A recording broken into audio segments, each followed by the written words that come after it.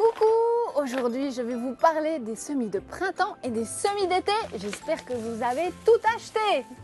Tout d'abord, on va parler des conditions idéales. Si vous avez la chance d'avoir une serre, eh bien tant mieux. Il vous faudra une température minimum de 10 degrés et au maximum de la journée 30 degrés. Si vous n'avez pas assez de place, eh bien il existe des petites serres qui feront tout à fait l'affaire. La période idéale, ça va être dans notre région évidemment à partir de février pour les semis de printemps, comme par exemple les salades, le mesclun, les petites moutardes. Je vous conseille aussi la clétone de Cuba qui est très bonne en salade. Et puis qu'est-ce qu'on a d'autre? Ah, le chou chinois et le tatsoi.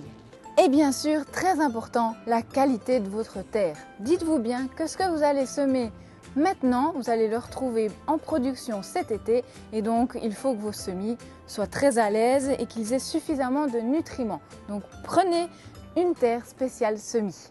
Pour les semis d'été, on va être surtout sur la fin février et tout le mois de mars. On va avoir des tomates, des courgettes, des aubergines, des concombres et aussi les melons, les pastèques, enfin on en a plein. Les contenants sont aussi évidemment très importants. Ici, pour les tomates, moi je les commence en caisse, on dit. Ça veut dire que je vais mettre un peu de terre, environ 1,5 cm de terre sur mon bac. Je vais essayer de faire en sorte que mon bac il ait des trous pour que l'eau s'évacue facilement. Et puis, je vais recouvrir. Une fois que ça aura germé, je vais les dissocier et on va faire l'exercice du rempotage. Ça veut dire qu'on va les rempoter quand elles auront 4 feuilles pour les renforcer et faire en sorte qu'elles aient suffisamment de place. Ceci, ça sera plutôt le contenant pour moi pour les aubergines, les poivrons, les courgettes, un peu plus grands. Mais évidemment, à nouveau, si vous n'avez pas de place, prenez des petits godets. Attention, ne vous trompez pas, tous les légumes racines, style le radis, le navet, la carotte, ne vont pas être semés dans des petits godets au préalable, mais plutôt on va faire un semis direct, donc là il faudra plutôt attendre vers avril.